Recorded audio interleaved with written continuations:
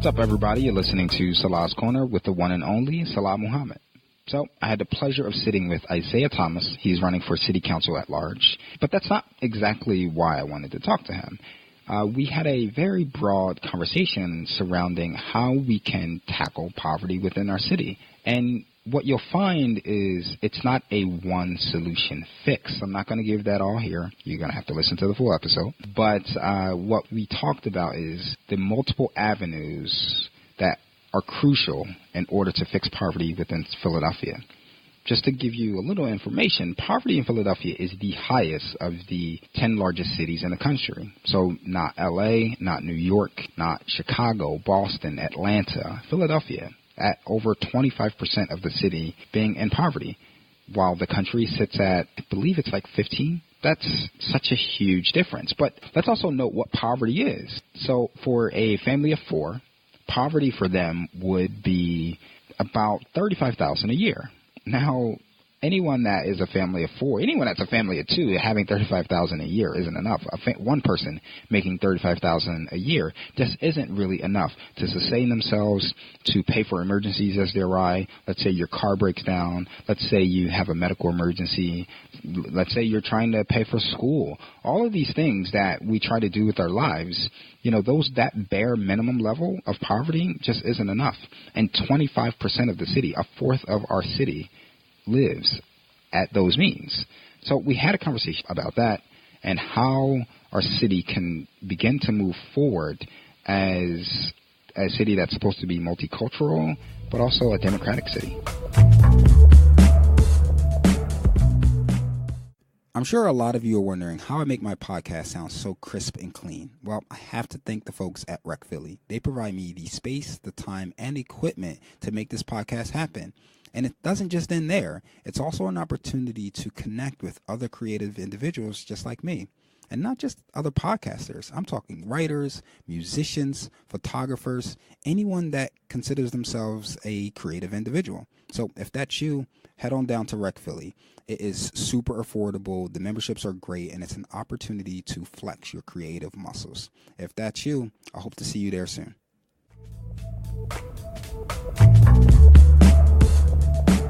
Isaiah, how are you today, man? I'm good. Thank you for having me. I appreciate it. So I came across your profile really on Instagram. So shout out to whoever's doing your Instagram, because that's how I got my introduction into you. They're doing a good job at putting your platform out there, your campaign messaging and all of that. So thank you. You just got somebody a raise. There we go. At least Whoever it ain't that is. I'm gonna raise my hand. But it really introduced me to who you are, and I saw you making waves into the community, and not just the memes and kind of things that tends to happen on social media, but you were really out there and were visiting places. You were visiting some tough neighborhoods, some just connecting with the people. Sure.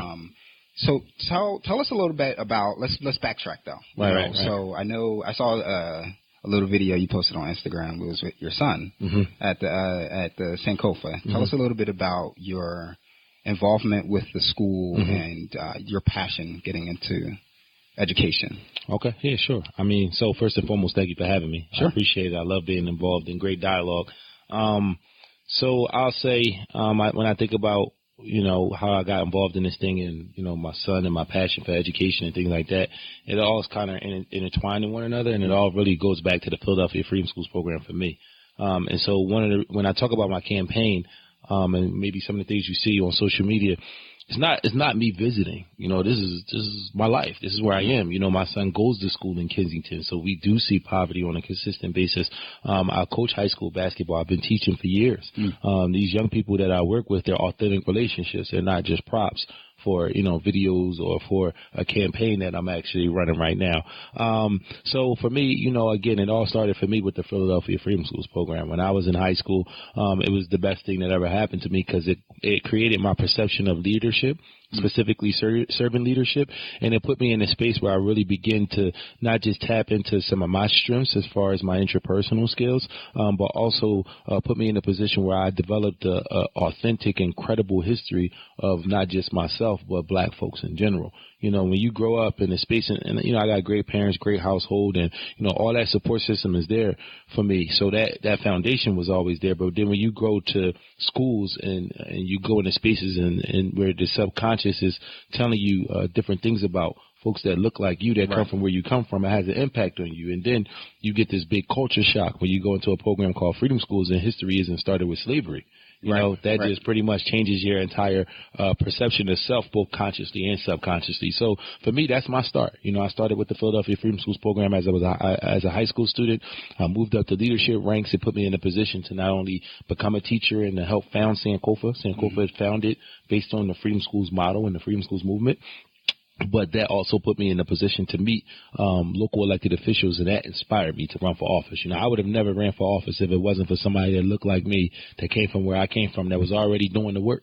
You know, that kind of put the battery in my back, and that's how I turned from, you know, traditional academic, Afrocentric education, mentored in after-school programs, to more of a focus on politics. There is something powerful seeing someone that looks like you in a powerful position or in a position of influence. And I think that is something that lacks within just our culture in general, but specifically within Philadelphia. I mean, it does two things for you. The first thing it does is it exposes you to a profession that you might not necessarily have been aware of. You know, I can only aspire to be what it is that I know exists. You know, it's tough for you to ask a young person to be something that they don't even know is out there, or to be good at something that they've never even been exposed to.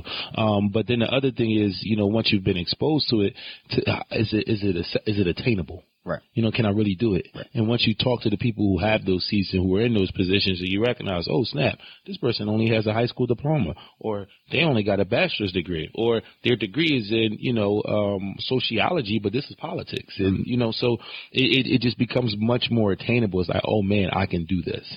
And that's important for young people to be able to have not just that perception of self as far as who they are and where they come from, but also where can I go? Where do I think I could be in 5 or 10 years from now? What was that connection directly related to politics? You said you were introduced and surrounded yourself with individuals within politics that looked like you. What was that? So it was because of the Freedom Schools program. So again, I started in 1999, and I put myself in a position to do good, you know, show up to work every day on time, work hard, learn some stuff, take care of your business.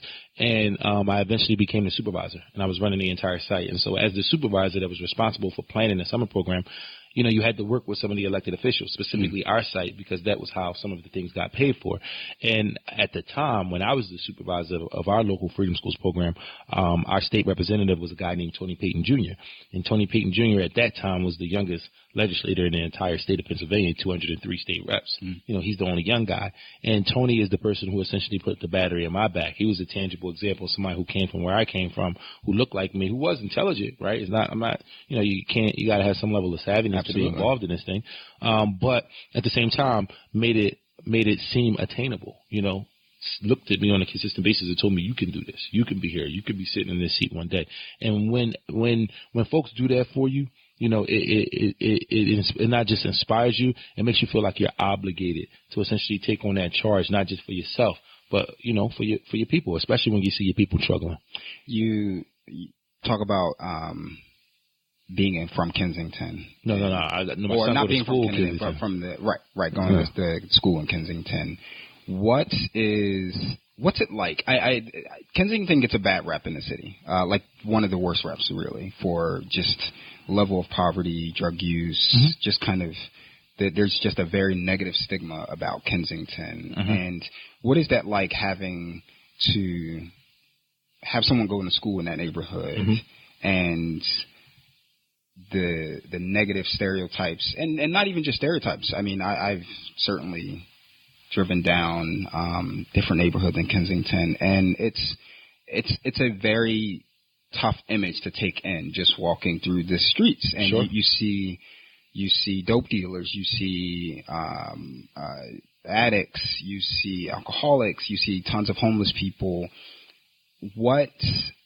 How do you find ways to improve that neighborhood in a school where your son is going? Yeah, I mean, so for me, I grew up in Oak Lane, right? But I actually uptown boy for sure. But I actually, because, you know, I'm a sports guy as well. So not only did I play sports growing up, I actually coach basketball and softball as an adult, more basketball and softball. But it puts you in a position where you're always traveling. What position are you playing basketball? Well, my name is Isaiah Thomas. Softball, that's an easy question. But so guard. But no, so right that down now. Right. So I grew up in Oak Lane, but again, sports put me in a position where I've been all across the city, as well as some of the professional experiences I've had. And so one thing about Philadelphia is neighborhoods have stories. Yes. Right. And if you ask people the story of Kensington, again, I grew up in Oak Lane. My son goes to school in Kensington, but I actually went to school in Kensington. I went to Conwell for middle school, which is right off of Clearfield and Jasper. Yeah. So I can just think about what it was like for me traveling from Oak Lane to Conwell as a 7th grader and as an 8th grader. That's such a stark difference between the two. It sure is. So the Kensington that I traveled to on a consistent basis, right? Yeah, it wasn't the cleanest neighborhood. Yeah, there was some drug activity, right? But now what you see not just drug activity, you see open prostitution, you see open drugs, you see paraphernalia. Right. If you look at the intersection of Kensington and Cumberland, you have about 5 or 6 schools in an 8-block radius. So it's not just my son; it's a plethora of children who are growing up in a community where they're becoming desensitized to some of the nastiest ills that we have as a society. And it means nothing to them because they're seeing it on a consistent basis. We're subconsciously programming them to believe that this is the norm. And that's just not good. Now, every neighborhood has their own stories, right? If you talk to some of the guys in Logan or in Alany, right, they'll talk to you a lot about the gun violence. Right. So while Kensington is one of our problematic neighborhoods as it relates to open drug activity, open prostitution, and things of that nature, it's actually not a violent neighborhood. So that's one of the stigmas that the community has that isn't necessarily true. It's not the most violent neighborhood in the city. When you look at some of the gun violence that exists in other pockets of the city, but that's Philly for you, right? We're a city of neighborhoods, and every neighborhood has a narrative as far as, unfortunately, what's wrong more often than what's right. One of the things that I've noticed a lot lately in the city, and that kind of paints the narrative of Kensington is poverty, but I think it's an issue of high concentration of poverty, where I think Kensington is a huge product of it. Different pockets within West Philly are like that as well. You have the universities and expanding, but you have these little pockets of just abandoned homes in West Philly. 4 or 5 blocks away from universities. How do you address fixing some of those high concentration of poverty issues when you have, like, the city's doing all of these different projects? You got Comcast 1 and 2, you got the renovations that took place in City Hall, you got Love Park looking beautiful, but right. Then on the outside image is Philly is on a rise. It's a booming city. But you have these high concentration areas of poverty where people are really going through hard times. Sure. And I mean, those are those longtime residents, right? Those are those people whose stories start with, I was born and raised in the city of Philadelphia. Right. They're the ones who are struggling the most right now. And like you said, the poverty issue, we're the poorest big city in the country. Yeah. So clearly, we're doing something wrong as far as how we tax our constituents. We're doing something wrong with the tax incentives that we provide. We're doing something wrong with how we let corporations come into the city and set up shop without paying their fair share while simultaneously offering a terrible wage and not giving people the right to organize. So we have some big problems. And then outside of that, our schools are terrible. And so because our schools are terrible, we're constantly creating generations of young people who don't have a quality education, who leave school without having the tools that they need to either go into the professional world or go into some level of higher academia. So I think what we've stepped into is the perfect whirlwind of problems that creates these pockets of poverty all across the city of Philadelphia. We have issues of housing. We have issues of wages. We have issues of employment. We have issues of being over-policed. We have issues of how do you have issues of being over-policed while simultaneously having an increase in gun violence? Right. And so these are the contradicting ills that we face as a municipality. And I think that first and foremost, it requires having people being in position of leadership that cares about the people that's suffering, that understands what they're going through, and that will fight and advocate for that specific demographic, because the sad part is the same audience that we're talking about as a mass, they don't vote. So because these folks who are in poverty, who do go to the worst schools, who are struggling the most in the city of Philadelphia, because they don't vote, how do you now hold people like me accountable? Absolutely. You spoke that beautifully. It's a message that I try to take to different people, my network of friends, or who I'm connecting and conversing with about politics and this is what the power of their vote. And this is what I say to them, right? And I say it more to children than I do adults, but especially 18-year-olds, 19-year-olds, you don't go to the store, right, and pay for a pair of sneakers and leave without the sneakers and let them choose what sneakers you get. Yeah. You don't do that, right? You don't go out to eat and give them the money for the food and say, whatever y'all give me is what I'll take. Right. And government is the same way, because you're putting your money into this thing. You wake up, you work 9-10 hours, whether you're an entrepreneur or you're working for somebody else, government is going to get their fair share. And if you live in the city of Philadelphia, they're going to get a big part of their fair share as far as the way we tax people in this city. So it just doesn't make sense to me. It doesn't make sense to me that people don't vote once they've been informed, right? But I get why the masses don't vote, because they just haven't been informed. Right. One of the biggest things on my platform is I want to make sure that we mandate civics and government and political science the senior year in high school. I've been a teacher. I taught for years, right? And one of the hard parts of being a teacher is the weight that comes from standardized testing, right? But the senior year is a year where there's not a lot of standardized testing, right? And if you've been in a senior in high school in Philadelphia, that's chill time. You checked out. Oh, man, that's chill time. Senioritis is kicking in big time. Absolutely. If we could just change that mindset right there, right? Teach civics and government with the option to get registered to vote. Teach financial literacy, right? So they can learn how to open a bank account, how to write a check, and just the basic needs that we probably struggle with transitioning from high school into adulthood. Teaching media literacy, right? So we can stop some of the beef that we see on social media, and so young people can understand how to use social media and other forms of media as a positive platform. And then most importantly, man, get these kids out to school. Let them go on a work site or a job site or be somewhere for about 6 weeks from 9 to 5, especially in the springtime, because they've already clocked out. Right. If they were checking into somewhere that was preparing them for the next phase of life, right? Now we're talking about creating a body as far as our children who are graduating from high school and even more prepared to either go into higher academia or step into the workforce. But right now, when our children graduate from high school, all they're prepared to do is go into retail.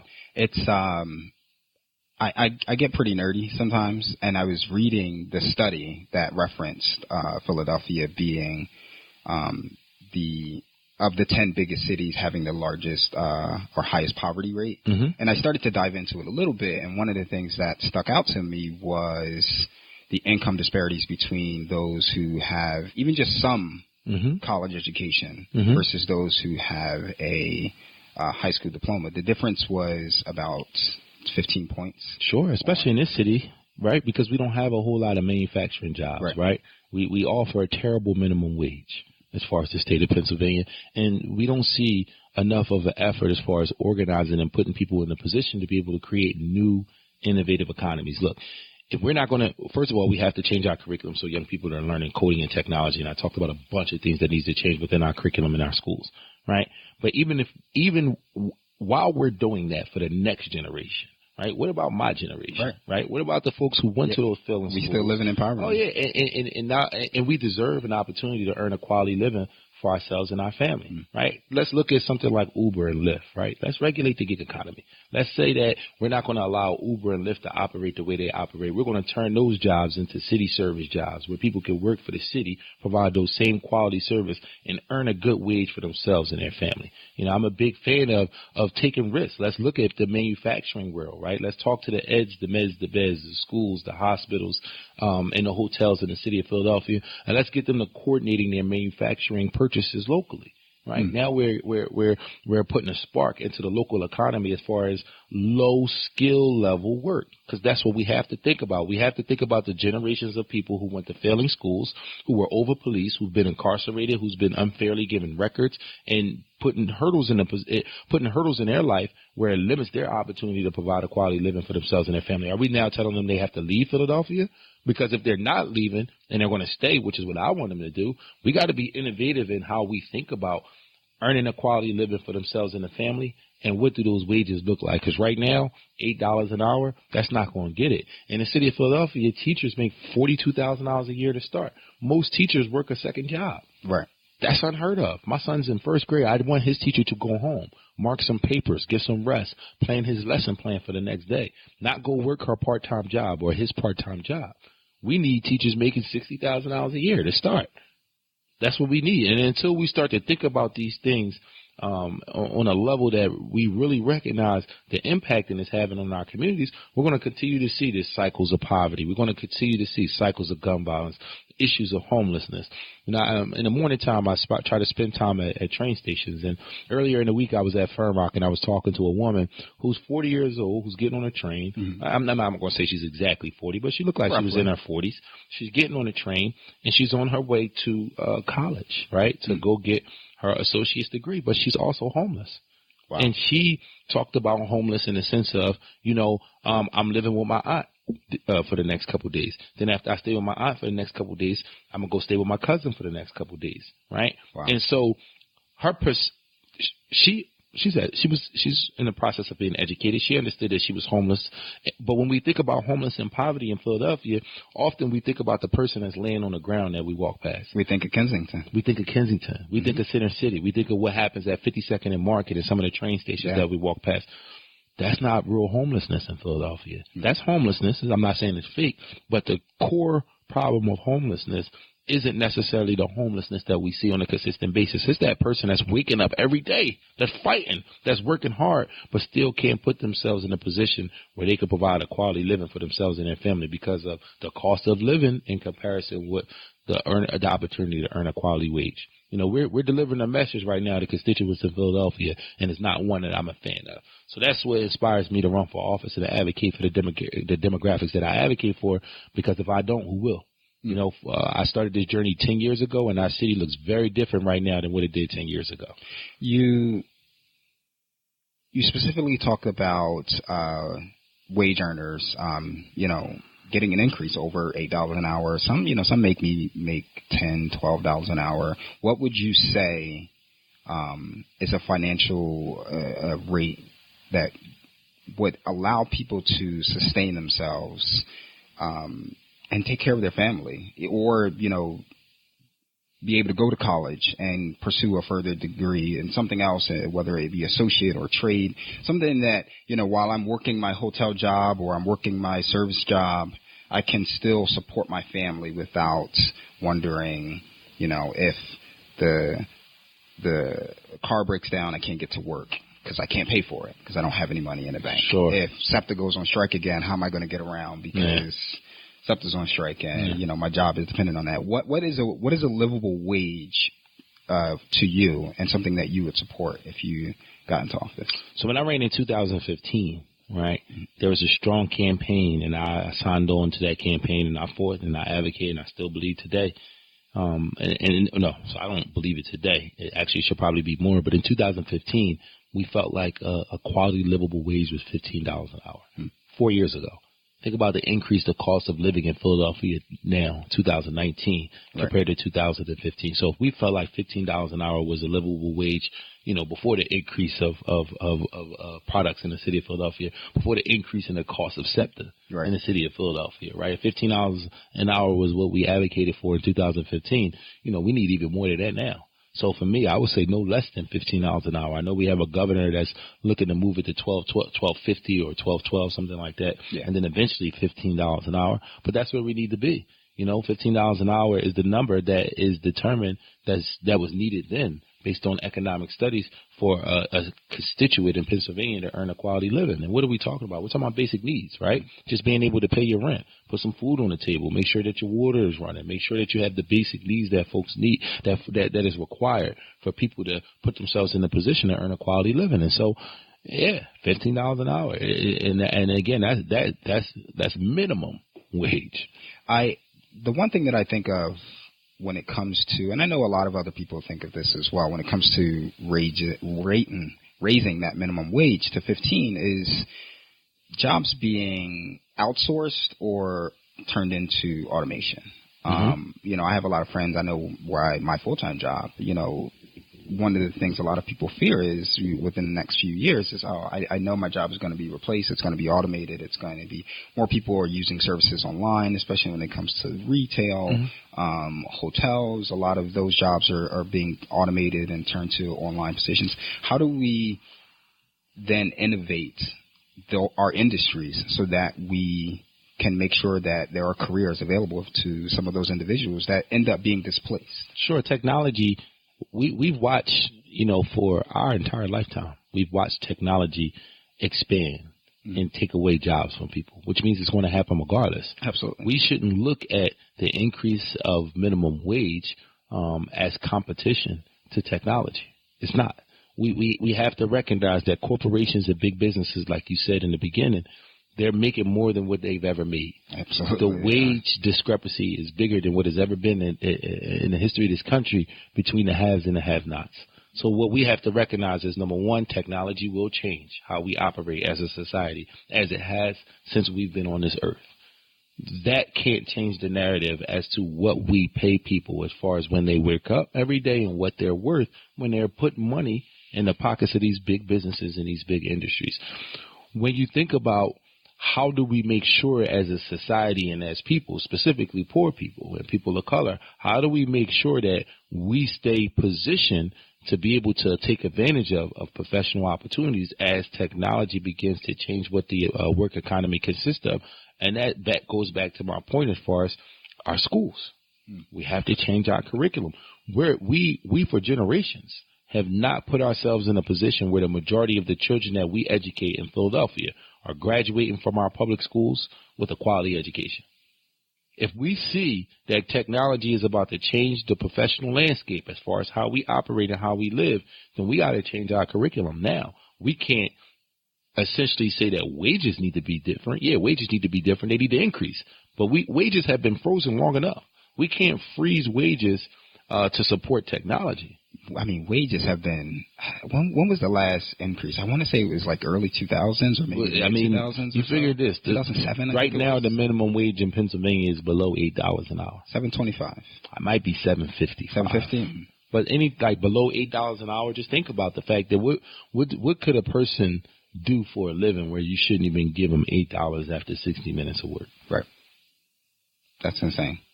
Especially in a year where, in a time when we're talking about, the cost of living in the city being higher than what has ever been before. So, I understand the concern with technology and people worried about technology putting us in a position where we can move and lose jobs. But man, big businesses is winning already. And what big business has consistently showed us is if they had to choose between people and their bottom dollar, they're choosing their bottom dollar. So as soon as technology puts them in a position where they can get rid of people, they're going to do that anyway. The foundation of everything that you said tends to come back to education. And that's my perception because Absolutely. I see it through the lens of an educator, and I see it through the lens of the demographic in the city of Philadelphia who's in the biggest need, who has the smallest voice, and who suffers the most. So I'm I'm 35, 40 years old. I'm probably making $12, $11 an hour. Maybe I'm a housekeeper at a local hotel in the city. I don't really vote, or maybe I did vote occasionally if a candidate is popular enough and I see him on TV enough. But I generally, I'm not too involved in politics. How do I, or even if I do vote, how do I make my voice heard other than just waiting until elections come around and go into the ballot box? I think for a lot of people, there's a disconnect on what their abilities are within the city and how to hold their officials accountable. And a disconnect exists because they're not informed, right? They don't know, okay, if there's an issue with the minimum wage, man, look, that's your state legislators. Call your state senator. Call your state rep.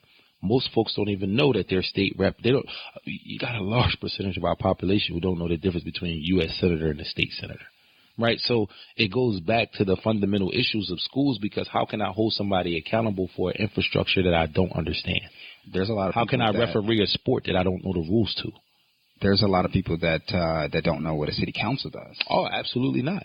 Especially city council at large, right? So often when I'm doing interviews or talking to a group of people that, first I have to break down city council. I have to explain to them city council is the legislative branch of the city, while the mayor is the executive branch.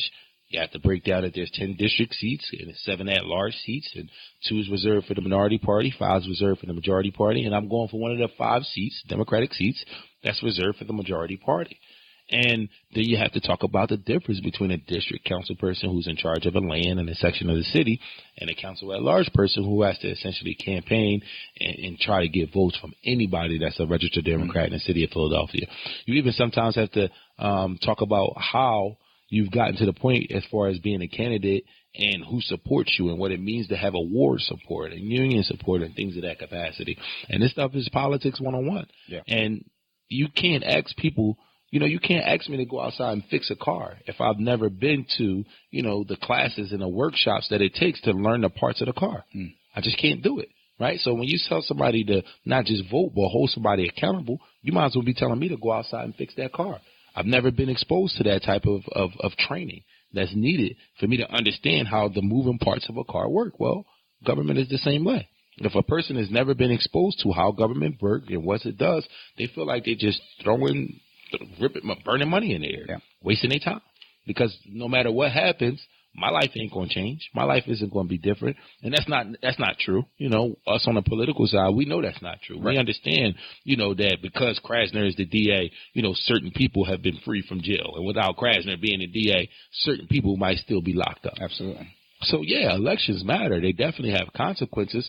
But what it is that, we're not often put in a position where we can connect the dots to how voting or not voting had a direct impact on our lives. And until that happens, until we're putting people in a space where as though they're constantly seeing the importance of elections, until voting is a part of our cultural norm, we're always going to have this percentage of our population that's just misinformed and unfortunately won't be involved in the political process. All right. I got 2 last questions. Sure. First one is going to be much more difficult than the second one. Okay. But first one is Philadelphia is very well known to be a Democratic city. Mm-hmm. It's just the way it's been for a very long time, at least for the last, couple decades. Mm-hmm. Yet the Democratic Party is known for supporting people of color, people within poverty, and trying to uplift them and educate them on getting involved in politics and turning out the vote and all of those things. Yet poverty has stayed high in Philadelphia. Crime has stayed high. We've seen practices when it comes to policing, things like stop and frisk, that have been associated with the Democratic Party in Philadelphia. And it's I would almost attribute it to the old Democratic Party. Of the late 80s and 90s, where we had some of these policies that weren't very different from Republican policies when you look back on certain things. Mm-hmm. How do you take the party into the future? How do you break away from some of those old policies and create a new message out there? Because honestly, it's the Democratic Party of old it's kind of the same old stuff that the city hasn't really changed. Democrats have been in control of Philadelphia for a very long time, and the city is still ripe with poverty, with crime, with homelessness, with addiction. What's the solution there? Giving the Democratic Party the control again? Yeah, so I think it's 2 things. So, when you talk about the solution to those issues, I think we kind of discussed some of them throughout the course of the podcast. But when you talk about the solution to the Democratic Party, one of the hats that I wear is I'm actually the president of the Coaches Association for the Public League, right? And so I've been coaching high school basketball for 10 years now. I took over that position about 5 years ago. And when I took over the position, the reason why people wanted me to be the person that led the Coaches Association for the Public League was because I had a good blend of being, one of the younger, newer guys. I wasn't completely young and completely new. I'd been around for 5 years, and folks knew me. They had an idea what type of coach I was and what did I value. But I also had a great relationship with some of the older coaches who have been coaching for 20, 30, and 40 years. And there was a lot of myths about those guys. You know, some guys had reputations for being great coaches. Some guys had reputations for being terrible coaches. And I had great relationships with all of them. And to be honest with you, a major reason why was because of my father. He taught in the district for 42 years. And the older guys, they knew my father. They had a relationship with him from his time coaching and being a union delegate and things of that capacity. And I see the Democratic Party is the same way. You know, we got a lot of new young blood that's coming in. There's a lot of new. Yeah, for sure. If you look at, I mean, and again, I've been running since 2011, you know, so I ran in 2011, lost. When I ran in 2011, I was 26 years old. You know, it wasn't a young person that was looking to try to do that I was trying to do. And other young elected officials, other young people who are now elected officials admire my effort, my tenacity, and my consistency. And so, when I think about the Democratic Party, I see it kind of like my role as the president of the Coaches Association, whereas though, you know, I got the respect and the relationships with the young and the new folks, but I also understand the sacrifice of the old folks. And I have some old ties that put me in a position to have some credibility with the Democratic Party of old as well as the Democratic Party of new.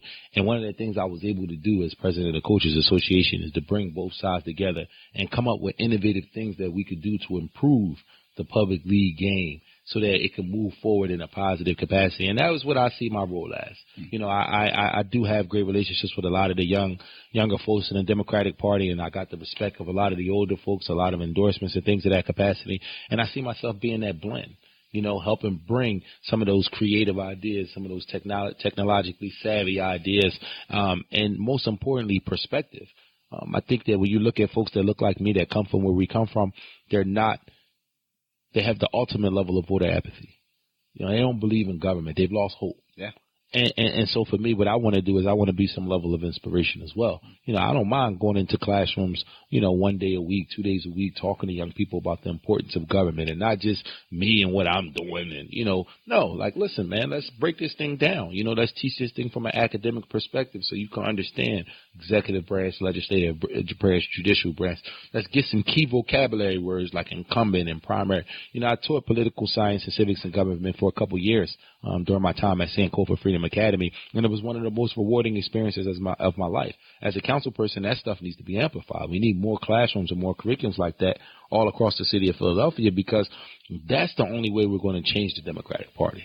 And what we do recognize is there is some level of modification that's required if we're going to be a democratic city that services all Philadelphians, because right now we're not servicing all Philadelphians. Pockets of the city and certain folks who live in certain tax brackets, they're having a way better experience in the city right now than the rest of us, and that has to change. Absolutely. My last question is, what's your most favorite thing in the world right now? My son and my wife. Easy. That was very easy. Very easy. Softball. Softball. Thank you, Isaiah. Yeah, thank you. It was a pleasure having you. Isaiah Thomas, Council at Large. Button number 71, Isaiah Thomas, running for City Council at Large. We'd love you to have your vote May 21st in the Democratic primary. Thank you for having me. Thank you. Appreciate it.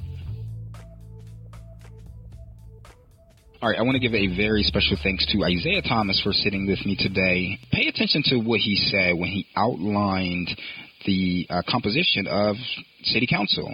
You have at-large representatives, and he's running for at-large. But then you also have district reps, and each individual person in the city has a district rep for their area. At-large members focus on the city at large. And within City Council, they're the legislative branch, so their concern is writing laws and bills that impact the entire city that ultimately the mayor signs. And it's important to understand this because the things that really impact your individual lives, such as poverty, education, taxes within the city, all of those things aren't done on the federal level. They're not done by people in D.C. They're really crucial to the individuals that are in our city council, and the mayor. So make sure you guys are understanding that when you have expectations on federal officials or even the president, when you think that minimum wage is this or that, those things are in control by city government. Our city has control over increasing our minimum wage. Our city has control over things like stop and frisk. Our city has control over how much funding goes to our school, especially since the Philadelphia School Commission has been dissolved and we now have a board of officials. All of these things that impact your everyday life, that's all done by your local city council members. So know who they are, know what they represent, and how they can better your community, the roads you drive on, the taxes you pay, the education, and the poverty levels within your city. The Democratic primary for City Council is going to be May 21st, so make sure you guys are getting out there and voting. This is not a specific endorsement of Isaiah, but I think he represents a number of different issues, and we can talk in depth about certain topics that is crucial to just improving the conversation within our community and making sure that we are progressing not just on a political aspect, but also our dialogue when it comes to education, when it comes to just our engagement within politics, how communities are addressed when it comes to levels of poverty and policing, all of those things that we talked about. It's important to further those conversations with people you both disagree with and agree with. So if you guys have any other questions, I do have some really good candidates coming up on the next few weeks of the podcast. I'm going to be sitting with City Council member at large, Derek Green. He's going to be on in the next few weeks. And if you have any questions, any further questions about the functions of City Hall, specific laws that you think need to be changed or enacted, and how we can address poverty within our city, you can always email me your questions at realtalk@salazcorner.com. Follow me on Instagram, Facebook, and Twitter at Salaz Corner. And make sure you check out my website, salazcorner.com. Until next time, peace, y'all.